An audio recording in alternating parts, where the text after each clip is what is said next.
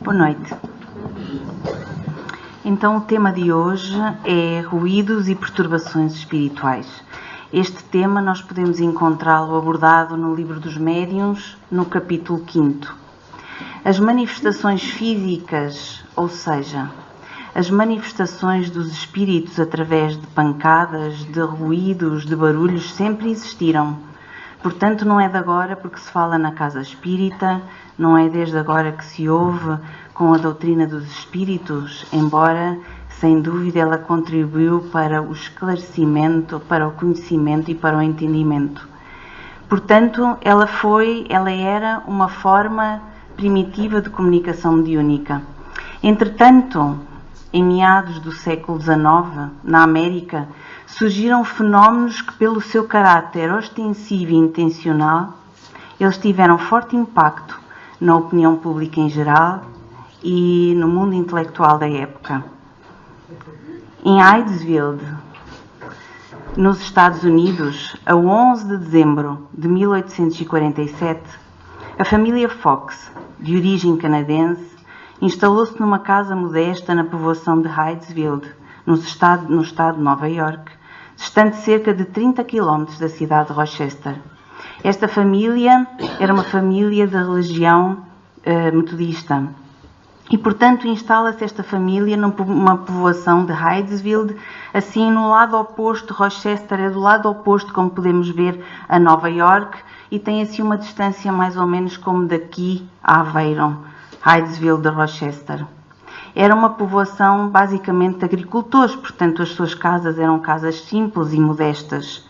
A família era constituída então pelo patriarca, o Sr. John Fox, que podemos ver ali à esquerda, a matriarca, embaixo à direita, a Sra. Margaret Fox, e depois temos duas filhas que viviam com eles, Kate e Margaret, respectivamente 11 e 14 anos, portanto, obviamente que aqui as fotografias já são delas mais velhas, mas está do lado esquerdo e do lado direito, sendo que a do meio, Lia, era a filha mais velha, que depois, mais tarde, se veio a juntar às irmãs para também ela participar em sessões públicas. Esta era a sua casa simples. Eram casas típicas dos Estados Unidos, portanto, de madeira, mas era uma casa simples e modesta. A família tinha-se mudado há pouco tempo para esta habitação, para esta vila, e entretanto a família começa a ser perturbada por estranhas manifestações. Ruídos inexplicáveis faziam-se ouvir com tal intensidade que a família não mais pôde repousar. Diz-nos Arthur Dole, na História do Espiritismo, no livro, que esses ruídos eram desde pancadas, batidas, barulho de arranhaduras, arrastamento de móveis. E a família começou a ter muita dificuldade em poder descansar e as meninas, claro, começaram-se a recusar a dormir sozinhas no seu quarto, a querer dormir no quarto dos pais.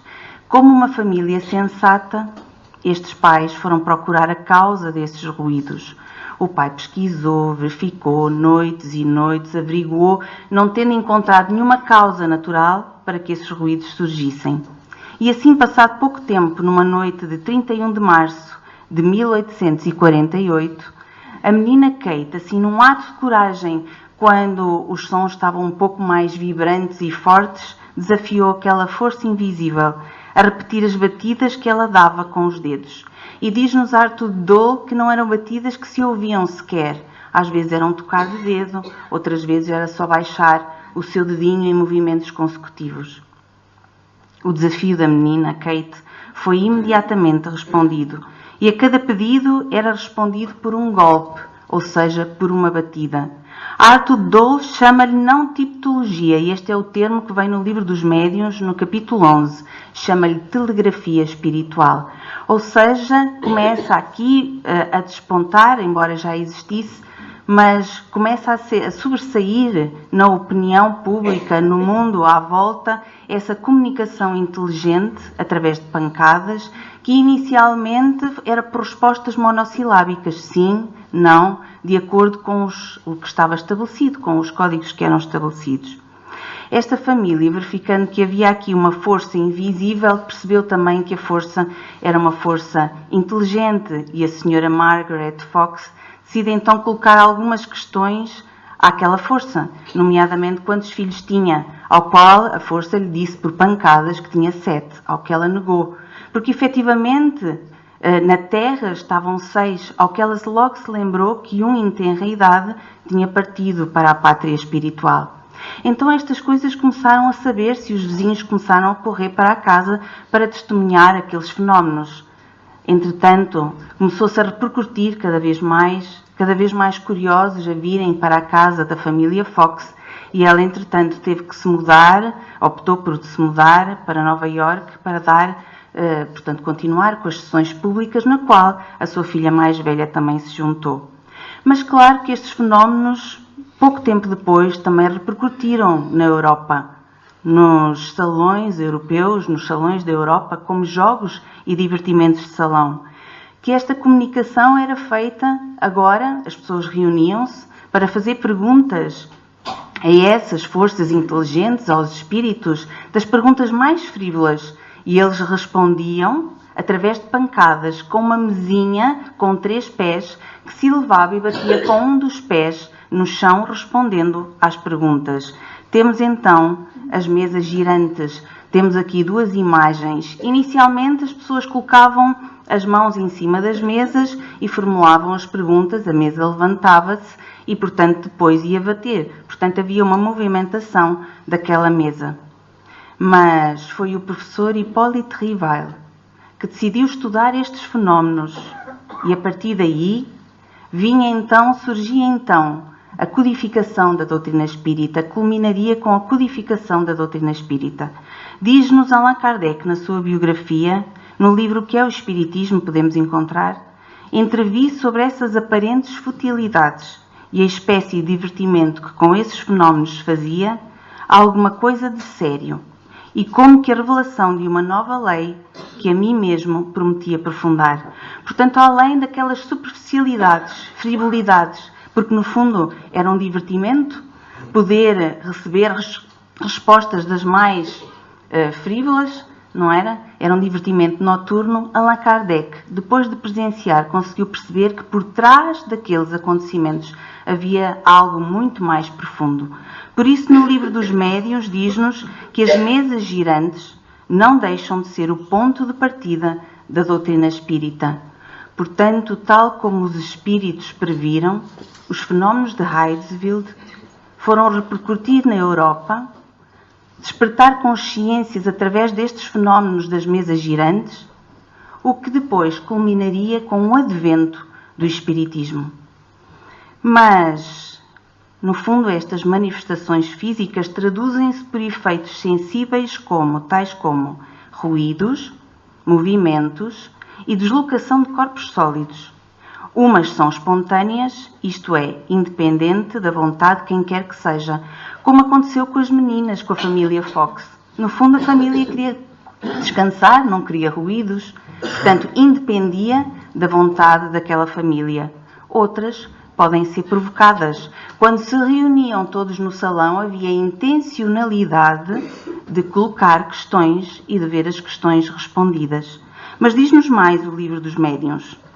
No capítulo 2, no item 61, diz o seguinte: para que o fenómeno se produza, é necessário a intervenção de uma ou várias pessoas dotadas de uma aptidão especial que se designa pelo nome de médium.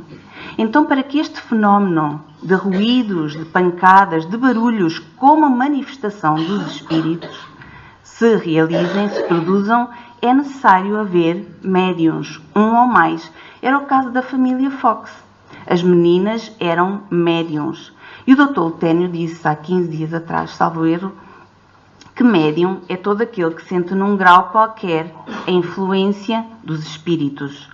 E que nós todos, pelo menos, temos aquela mediunidade de intuição, aquela leve intuição. Portanto, todos nós somos mais ou menos médiuns. Sendo que a faculdade mediúnica não se revela da mesma forma para todos, ou seja, a mediunidade, ou seja, os médiuns, têm uma aptidão especial para o fenómeno desta ou daquela ordem, sendo que há tantas variedades de médiuns como de variedades de manifestações. Portanto, o Dr. Lutênio falou aqui da mediunidade de clareaudiência, clarividência, da psicografia, da psicofonia e a mediunidade de efeitos físicos, que é esta mediunidade que provoca estes ruídos, esta movimentação. E diz-nos no capítulo 5º que estas pessoas, e entendamos, não é as pessoas que são surpreendidas tantas vezes por este tipo de manifestação, ignoram possuir faculdades mediúnicas, razão por que lhes chamamos médiuns naturais. As meninas ignoravam possuir faculdades mediúnicas, não sabiam. Vieram depois a constatar que na sua presença aconteciam determinados fenómenos, mas elas ignoravam possuir faculdades mediúnicas. Mas será que então Allan Kardec não deixa nada ao acaso? E pergunta tudo, muito esmiuçado. Pergunta, será que é necessário existir mesmo um médium? Ou seja, o médium colabora? É necessário mesmo? Já vimos anteriormente que é, mas Allan Kardec ainda volta a perguntar. E pergunta ao Espírito São Luís. No capítulo 4º, no item 72, pergunta-lhe na questão 15. O espírito pode agir sem a colaboração de um médium? Sem um médium colaborar? E diz São Luís, pode atuar sem o conhecimento do médium. Ou seja, o médium pode não saber que é médium, pode não saber que tem essa faculdade, mas pode não saber, não conhecer, mas colabora sempre. Quer dizer que muitas pessoas servem de ajudantes aos espíritos para certos fenómenos sem se aperceberem. Os espíritos extraem dela, como de uma fonte, o fluido animalizado de que necessitam, ou seja, o espírito para agir sobre a matéria, para agir sobre os objetos, precisa da matéria. Obviamente que não vai utilizar o corpo do médium, mas precisa do seu fluido, do fluido vital, da sua energia, desse fluido que é mais denso, mais animalizado, por estarmos encarnados na Terra, por termos um corpo físico. Então, no fundo, ele colabora sendo extraído o seu fluido vital para a produção destes fenómenos. E pergunta mais Allan Kardec, qual é o papel do médium nesse fenómeno?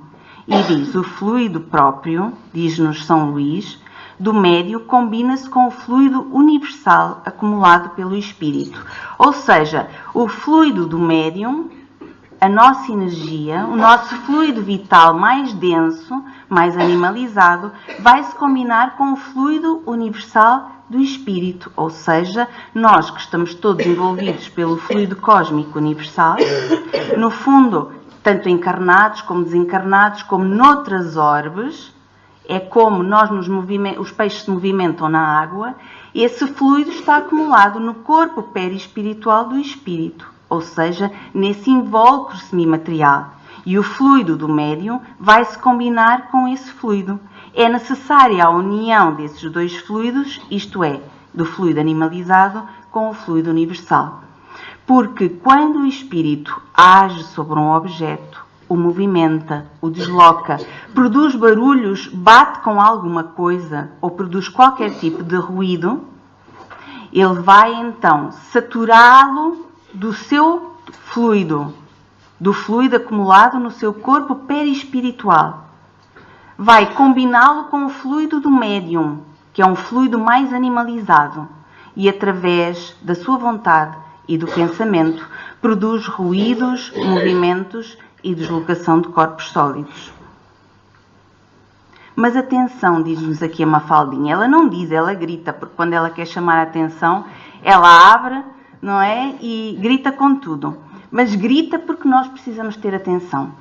Porque quando se fala aqui ruídos, então eu já estaria aqui toda nervosa, porque eu ouço tossir, eu ouço mexer, eu ouço barulho, então já tudo é espírito e a Mafaldinha chama-nos aqui a atenção. Ou melhor, o livro dos médiuns é que nos chama a atenção no capítulo 5º. Diz, de todas as manifestações espíritas, as mais simples e mais frequentes são os ruídos e as pancadas. Se já dissemos que há desde os povos primitivos, que é uma forma primitiva de comunicação mediúnica, portanto ela obviamente que é das mais simples, foram das primeiras. Mas neste caso principalmente é que se deve temer a ilusão, porquanto uma infinidade de causas naturais pode produzi-los. Fui eu que coloquei a negrito e sublinhado a ilusão. Porque Allan Kardec salienta muito bem isto no livro dos médiuns. Eu aconselho a ver, porque saímos de lá esclarecidos, sem medos, sem pavores, sem ideias erradas, porque devemos temer essa ilusão. Porque Allan Kardec diz que devemos averiguar as circunstâncias, como fez, no fundo, o Sr. John Fox. Averiguou noite após noite, até porque podia ser vizinhos. Allan Kardec chama a atenção que pode ser o vento, para nós vermos se não há nenhum brincalhão, até lá em casa, que nos faça assim uma partida, que sabe que nós somos tão suscetíveis, tão cheios de medo, que vemos logo coisas onde ela não existe e nos preguem assim umas partidas. Nós devemos verificar as circunstâncias.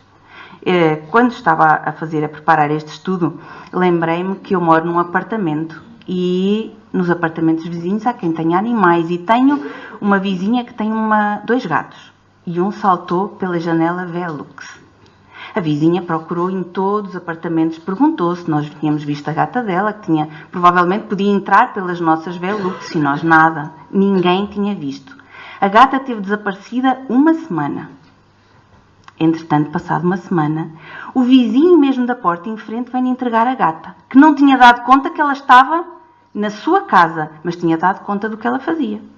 Então, se ele fosse suscetível, ele também tinha um gato, desaparecia comida do gato, ele punha comida para um gato, pois a comida não durava muito tempo. Ele ouvia correr lá em cima, na parte de cima, porque é duplex, e a gata cá em baixo. Ele dizia, como é que é possível? Quem é que anda a correr lá em cima? Olha, não era suscetível, não teve medo. A dada altura a gata já estava familiarizada com o ambiente, resolve descer. Ao final de 1 semana ele disse, opa, já percebi porque é que ouvia os barulhos lá em cima, porque é que a ração da gata desaparecia. Eu estava a alimentar 2 em vez de 1. Olha aí, se fosse a movimentação dos espíritos da ração que mudava para o outro lado. Então, nós devemos ter cuidado. Se temos uma janela aberta, às vezes ouvimos bater tum, tum, tum.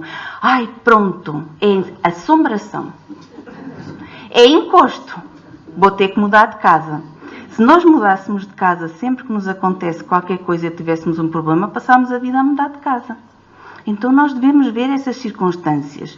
Devemos ver bem, ver até se não há lá ninguém traquina em casa que gosta assim de nos pregar uns sustos. Tenho uma sobrinha que às vezes gosta de pregar uns sustos. E então a gente já fica assim de olho.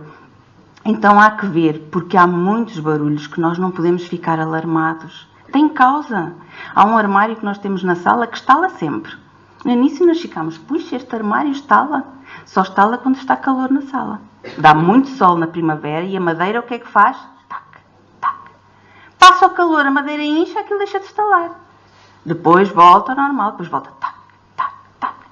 Ui, meu Deus, se nós nos arrepiássemos todas, é verdade, não é, Ana? Aquilo passa a vida, o recuperador está mais intenso o dia todo, aquilo começa tac, tac. Eu disse, opa, não é? Então nós devemos ver bem, observar bem. Até porque a dada altura ficamos tão sem sono, nós temos que ver onde é que vêm os barulhos. E convém averiguar bem. Aqui, eu trago aqui uma imagem, eu achei o máximo este cartoon. Porque é o Snoopy. Ele identificou, ele não atribuiu a espírito nenhum. Olha, aqui também me aconteceu, porque as minhas juntas também estalam quando eu subi destas escadas. Então ele tem ali o coração a bater, o estômago a roncar, os dentes a ranger, as juntas a estalarem.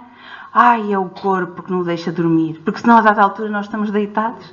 Faz um barulho e nós nem sabemos. Que é o nosso coração que está ali. Quando estamos mais nervosos a bater. Não é? A minha irmã já sabe. Quando eu subo as escadas é o espírito. Mas está encarnado. Sou eu mesmo que faz barulho nas juntas.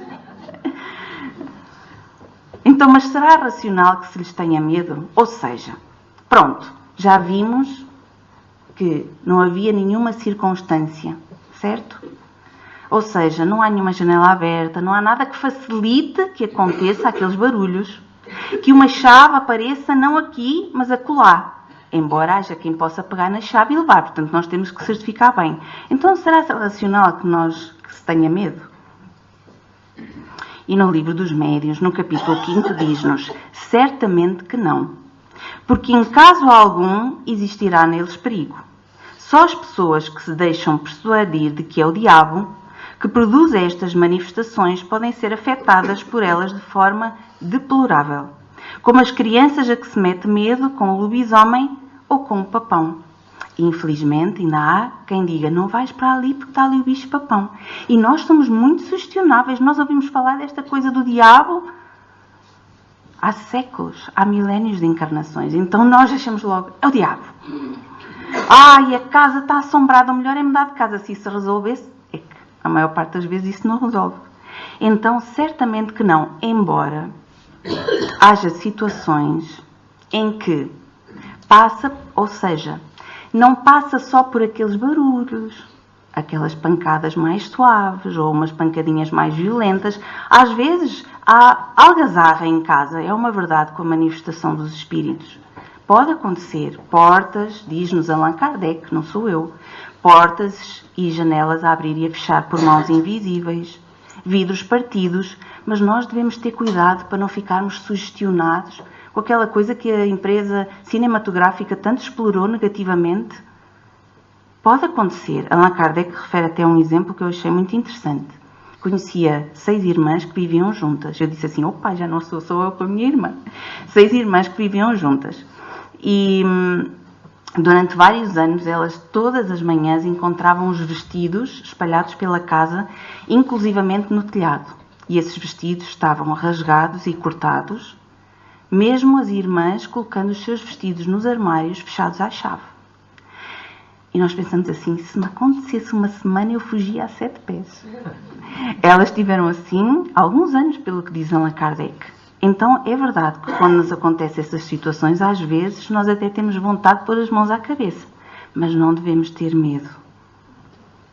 Mas qual o objetivo das manifestações físicas? Então qual o objetivo de os espíritos se comunicarem desta forma? Diz-nos novamente o Livro dos Médiuns, no capítulo 5º, no item 85, que as manifestações físicas têm como objetivo chamar a nossa atenção para alguma coisa e convencer-nos da presença de uma força superior ao homem. Às vezes, chamam a atenção porque a nossa conduta, a nossa forma de estar, não é exatamente aquela que deveríamos ter. Às vezes, também, é alguém que tem efetivamente essa faculdade mediúnica e que ela está a despontar. Outras vezes, é através destes ruídos, destes barulhos, destas pancadas que nós somos muitas vezes despertados para a vida espiritual. Para procurarmos esse esclarecimento, esse entendimento, procurarmos essa ligação também com Deus. Às vezes, também é através disto que nós começamos a refletir sobre a vida, sobre esta caminhada que fazemos aqui na Terra e sobre o que queremos fazer no mundo espiritual e como devemos melhorar a nossa caminhada. Diz-nos aqui Allan Kardec também que na altura que ele estava a fazer os estudos que culminariam com a codificação espírita, que estava dedicado uma certa noite aos estudos quando começa a ouvir pancadas à sua volta. Então Allan Kardec também ouviu pancadas à sua volta. Já fico mais tranquilo, se Allan Kardec ouviu. Então ele ouviu pancadas à sua volta. E diz que então foi pesquisar, foi ver, averiguar como homem de bom senso, ver se havia alguma causa natural. E não encontrou nada. Não diz se continuou, mas pressupõe-se que tenha continuado os estudos nessa noite e não se tenha afligido com isso. E diz que durou essas pancadas à sua volta mais 4 horas. Ao outro dia, estando com uma médium de psicografia, ela informa-o que esse espírito era um espírito familiar, que lhe apontou alguns erros no seu estudo, deu-lhe alguns conselhos sábios e ainda o informou que iria continuar com ele ao longo destes estudos. Portanto, ele também pode ter esse objetivo, chamar-nos a atenção de algo. Mas que espíritos são estes que se manifestam? Diz-nos o Livro dos Médiuns que, obviamente, os espíritos superiores, tal como os homens retos e sérios entre nós, não se divertem a fazer alarido. Mas ali em Allan Kardec ele era um espírito que o acompanhou, que lhe apontou erros e bateu e produziu pancadas. Sim, Mas ele não provocou alarido. Ele avisou, ele alertou. Os espíritos superiores não metem medo a ninguém. Não se divertem com esse tipo de pancadas. Tal como ele não se divertiu, nem meteu medo. Ele sabia que em Allan Kardec não se ia sugestionar. Foi uma forma mais rápida de o chamar a atenção, de o avisar. Eu estou aqui, preciso conversar contigo. De dizer o que está mal. Então os espíritos sérios não fazem isso. Na sua maioria só pretendem divertir-se. São espíritos mais levianos do que maus. Não existe na Terra espíritos levianos, mas encarnados. Brincalhões, que gostam de fazer partidas, zombeteiros no mundo espiritual é igual. Tiram uma casquinha para poderem rirem-se de nós ficarmos assustados, de irmos não sei quantas vezes ao mesmo sítio, pormos as mãos à cabeça. Divertem-se com isso. Às vezes é uma vingança que exercem, também é verdade. Às vezes são os nossos desafetos, aqueles que ainda estão magoados connosco por aquilo que nós lhe fizemos a eles ou aqueles em mais amavam. Outras vezes procuram chamar a atenção e pôr-se em comunicação com certas pessoas, como foi o caso de Allan Kardec, quer para lhes darem um aviso proveitoso, quer com o fim de lhes pedirem qualquer coisa para si mesmo. Então podem querer dar um aviso proveitoso, como aconteceu, não é? Foi uma ajuda importante para Allan Kardec ter esse aviso, desses erros, ter esses conselhos sábios. Mas também podem pedir alguma coisa. E o que pedem os espíritos? Pedem preces. Muitos deles pedem preces. É que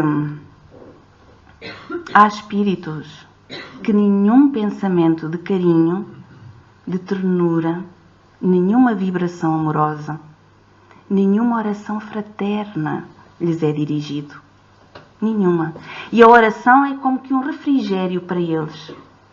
Alivia a psicosfera à sua volta, torna-se mais leve, acalma a sua dor.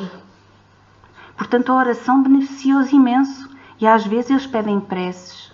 Quantas vezes os espíritos partem e as pessoas na terra ficam a chorar, amarguradas, e não oram, ficam presas à sua dor e às vezes vêm dizer: mãe, pai, não chores, ora por mim.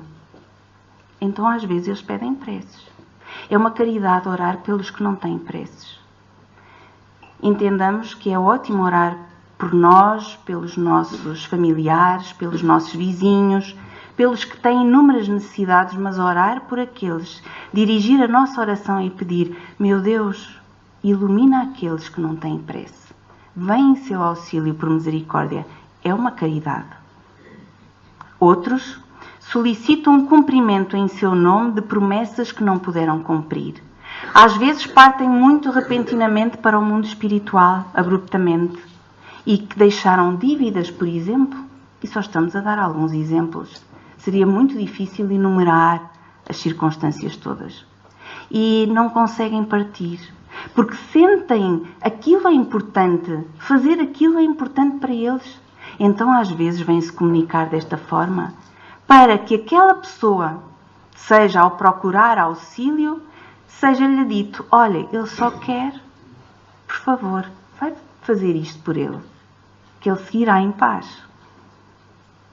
Desejam reparar uma má ação que praticaram quando vivos. Às vezes desejam. Todos nós já praticamos más ações. E às vezes ficamos presos a isso, porque tomamos consciência, a nossa consciência pesa-nos. E precisamos de pedir, porque não tivemos aquela vontade, não fomos despertados para pedir perdão enquanto estávamos na Terra e agora vêm pedir perdão a alguns. Pode ser. Então, isto são alguns exemplos, mas sem sombra de dúvidas é um erro ter medo. Esconder a cabeça debaixo da almofada à espera que passe e a tremer. Vai chegar outro dia, vai chegar sol, como se o sol tivesse alguma influência nisso. É um erro ter medo. Então, até porque o medo, se ficarmos presos ao medo, bem, se forem espíritos zombeteiros, riem-se à gargalhada. E se tivermos medo, nós não vamos ajudar ninguém. Só vamos ficar apavorados, perder o sono, começamos a ter arritmias, a tensão pode subir, então é terrível. Então o que fazer? se nós formos confrontados com estas situações, e mesmo que não sejamos, o que fazer? Bem, aqui o nosso Snoopy vem outra vez dizer: não reclame das sombras, faça luz.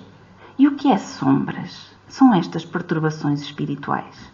São estes ruídos, estes barulhos, estas pancadas, como aconteceu à família Fox, o arrastar de móveis. Pode ser até que a louça parta toda, aparentemente ou não, porque às vezes podemos ouvir tudo a cair e chegamos lá e está tudo calminho, arrumadinho nos sítios, damos voltas e aquilo cai tudo outra vez. Então o que fazer? E se não aconteceu connosco, ótimo, mas vamos com certeza tirar muito proveito do que fazer. Faça luz. Aqui o Snoopy acendeu uma vela, nós não precisamos acender velinha nenhuma, está bem? Nós precisamos fazer luz em nós e à nossa volta. Então vamos ver o que fazer. Procura auxílio espiritual na casa espírita.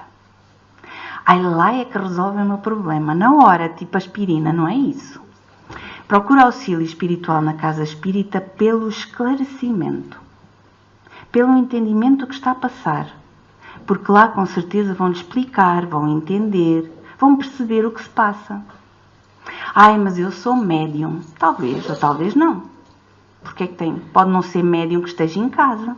Pode ser médium até que esteja próximo de casa. Eles servem dos fluidos de quem estiver perto. Então, pode ser que tenha mediunidade, mas qual é o melhor sítio para se esclarecer? Na casa espírita. Procure entendimento, esclarecimento, evangelizar-se. Aprender um pouco, estudar. E procure, claro, auxílio espiritual na casa espírita para todos aqueles que, de certa forma, estão a comunicar-se daquela forma e que, com certeza, são tão necessitados como nós que estamos a vivenciar aquela situação. Tenha paciência. Adianta alguma coisa nós desesperarmos? A impaciência alguma vez resolveu alguma coisa na vida? Então tenha paciência. Nós quando decidimos fazer um caminho diferente na nossa vida, assim, ok, eu já vim aqui à casa espírita, compreendi algumas coisas, tenho que fazer uma mudança interior. Nós fazemos assim. Nós levamos tempo. Eles também levam tempo. Então tenha paciência. Dê-lhes tempo. Não queira vir à casa espírita e resolver como se tivesse de tomar uma aspirina. Agora já passou. Leva tempo. Então tenha paciência. Também é caridade ter paciência. Nós não queremos que tenham paciência connosco, eu quero. Ora. Ore por eles. Ore por eles. Já vimos quanto é benéfica a oração. Então peça a Deus Pai, a Jesus amado, a Maria de Nazaré, que possa enviar os seus trabalhadores da luz, os seus benfeitores, os trabalhadores do seu coração, para que possam envolvê-lo, impregnar-lhe fluidos de paz e de harmonia, de alívio, consolá-los, esclarecê-los. Ore por eles. Realize o Evangelho no lar. O Evangelho no lar é assim, a higiene da nossa casa. Nós vamos ao supermercado, compramos produtos, limpamos a casa. O Evangelho no lar é a higiene da nossa casa, na psicosfera, no ambiente psíquico da nossa casa. Quando fazemos o Evangelho no lar, num dia marcado, numa hora marcada, nós reunimos os membros da família, fazemos uma prece, uma leitura, nem que seja pequenina, porque fazer o Evangelho no lar não é preciso demorar 1 hora. 20 minutos chega. Uma oração pequenina do Evangelho segundo o Espiritismo, comentamos o que é que aquilo nos traz e fazemos uma oração também a abraçá-los a eles.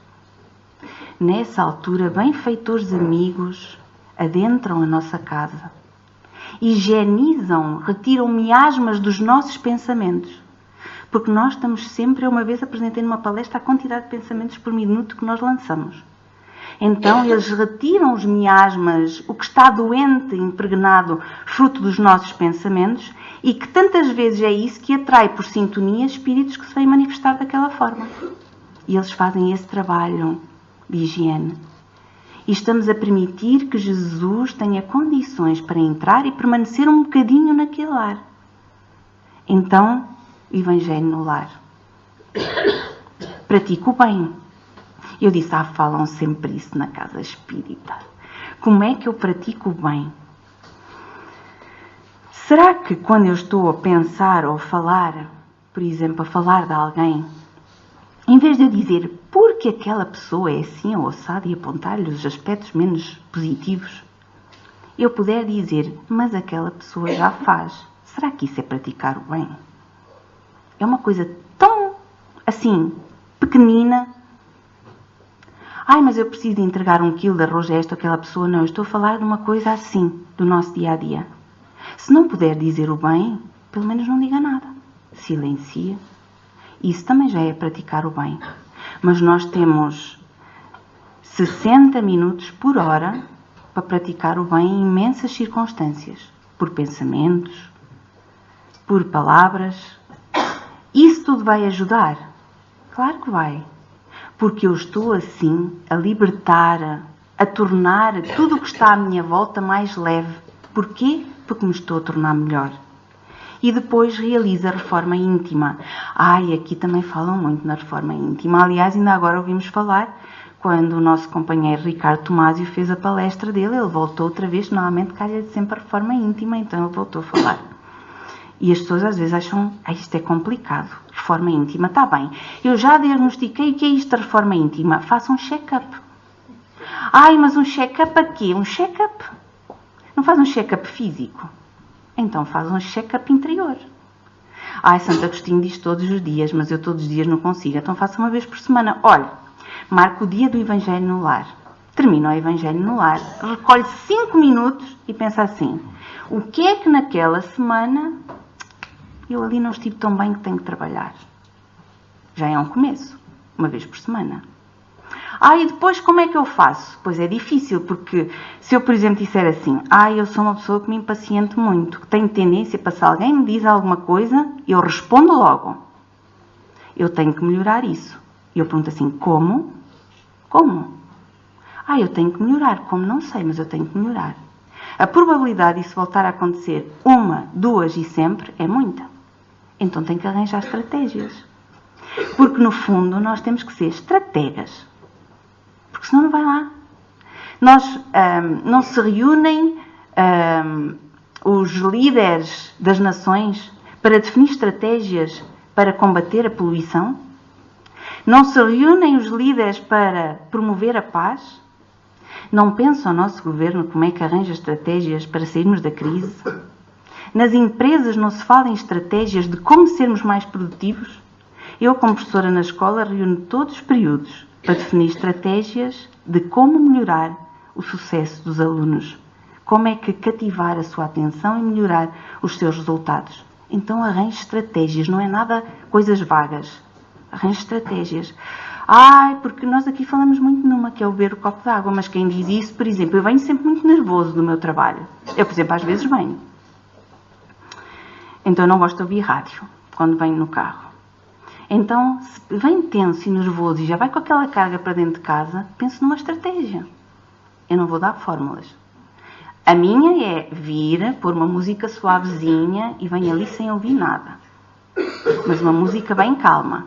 Só entro em casa quando... É uma estratégia. Então arranje estratégias. Isso é que é reforma íntima. Não é ficarmos só pelo diagnóstico do check-up. É quase como ir ao médico, ok, eu tenho um problema de vesícula. Mas não faço nada. Para fazer, eu tenho que arranjar estratégias. Para ver o que é que eu posso melhorar na minha vesícula. E isto tudo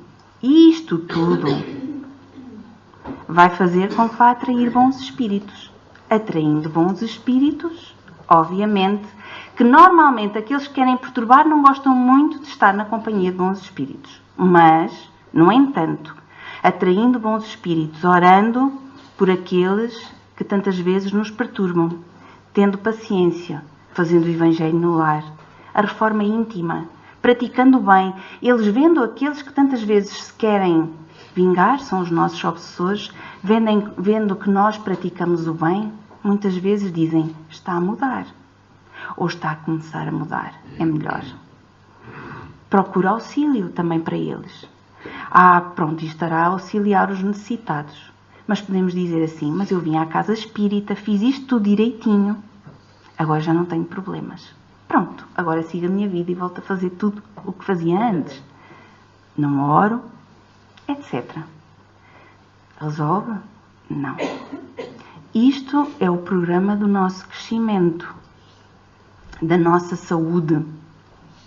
Isto vai ajudar-nos na saúde a todos os níveis e, portanto, vai nos auxiliar com estas perturbações espirituais que agora se podem manifestar desta forma, como ruídos, como pancadas, como pode ter outro tipo de manifestações.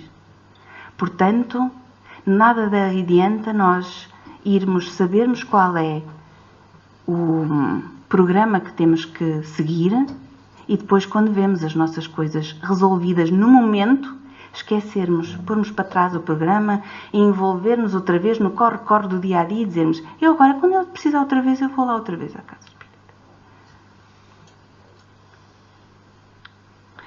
Pois, diz-nos aqui Charlie Brown, que a vida é como um sorvete de casquinha. Eu disse assim, olha que nome tão lindo, o nosso é mesmo gelado de cone de bolacha. Mas os brasileiros têm esta coisa assim de dizer sorvete de casquinha, é tão doce. Mas eu adoro um sorvete de casquinha. Então eu não sei, eu vou concluir, mas eu fiquei com vontade. Mas a vida é como um sorvete de casquinha. E olha que o sorvete de casquinha é difícil para comer. Eu faço uma batota muitas vezes, eu tiro o prazer da bolacha para comer num copo, para aquilo se pôr direito. Mas é como um sorvete de casquinha. O sorvete de casquinha não precisamos estar ali com cuidado. Dedicar todas as nossas atenções, porque senão aquilo, quantas vezes já nos aconteceu, cai. Então a vida é um sorvete de casquinha, você só precisa aprender a equilibrá-la. Então todos estes ruídos é uma questão de equilíbrio. E no fundo nós vimos buscar a orientação à casa espírita, que é isto. Então que nós possamos daqui sair, se quiserem, com vontade de comer um sorvete de casquinha, mas acima de tudo, com vontade de fazer o que está ao nosso alcance para equilibrar a nossa vida, sabendo que, equilibrando a nossa vida, ajudamos a equilibrar a vida dos que estão à nossa volta, encarnados e desencarnados, e teremos assim uma vida um pouco mais tranquila. E saberemos que estamos também a contribuir para o equilíbrio e para a paz, para o auxílio espiritual a todos aqueles que, de certa forma, se manifestam ou manifestaram daquela forma no nosso lar, no nosso local de trabalho, onde for. Que este seja um roteiro para que as nossas vidas sejam um verdadeiro sorvete de casquinha, doce, tranquilo, com imenso paladar, com alegria por saborear, porque encontramos o caminho do equilíbrio. Muita paz.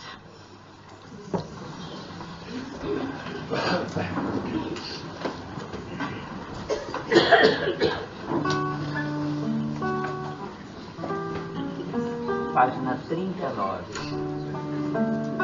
39.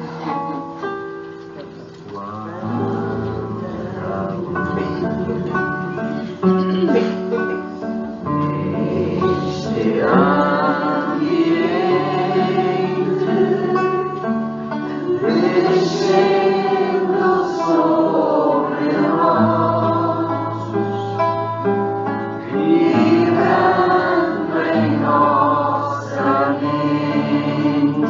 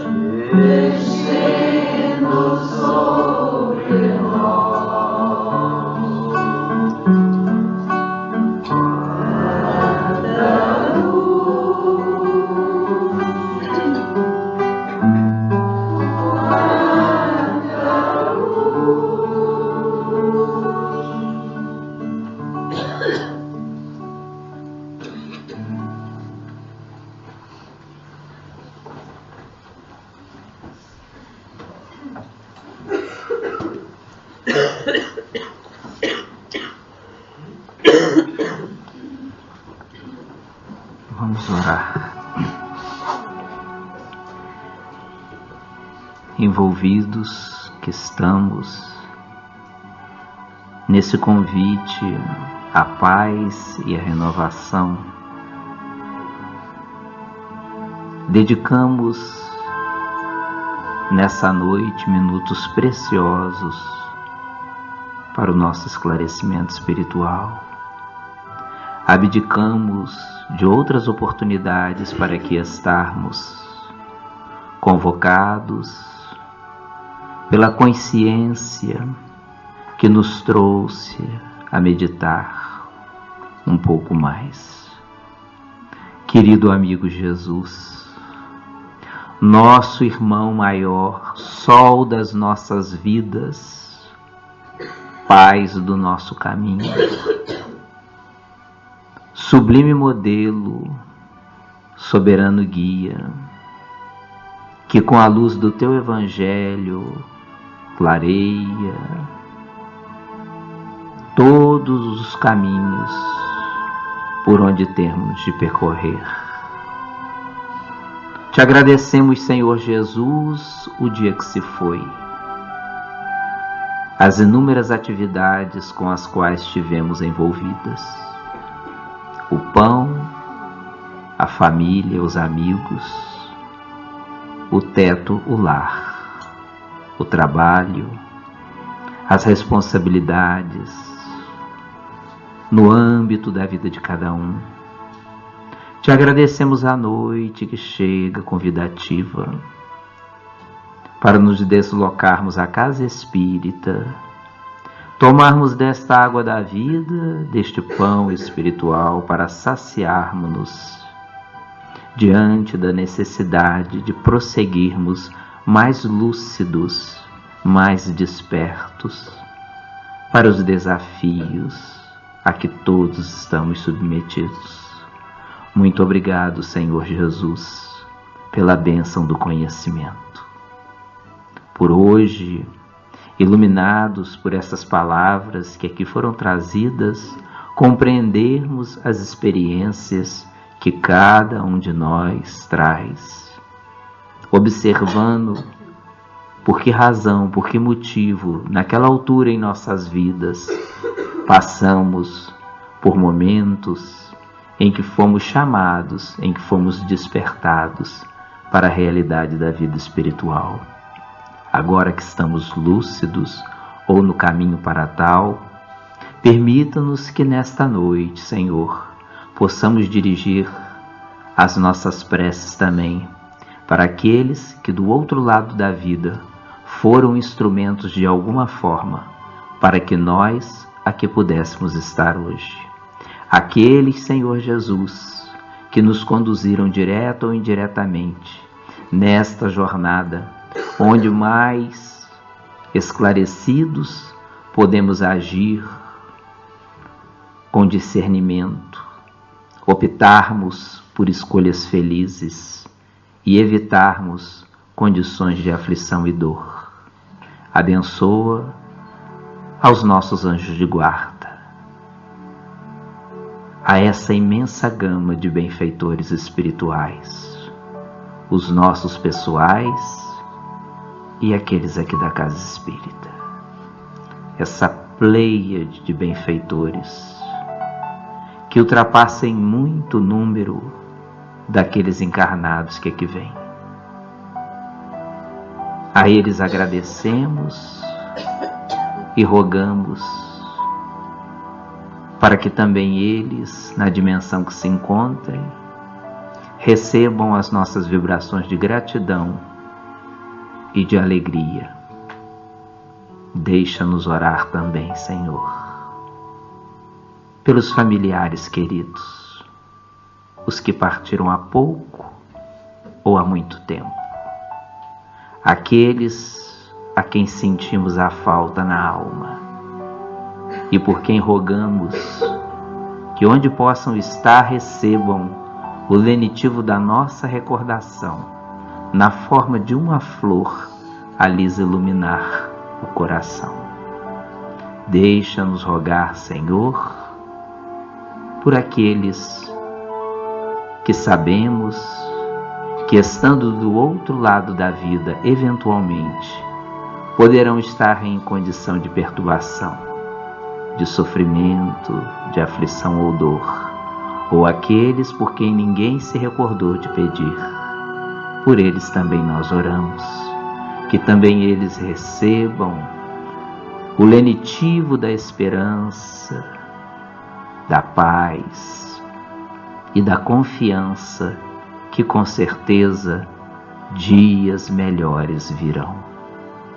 Abençoa, Senhor, este pão aqui para as nossas almas, que ao retornarmos para os nossos labores, para as nossas atividades, na noite de hoje, nos próximos dias, na próxima semana, levemos impregnados no coração a assertiva de renovação,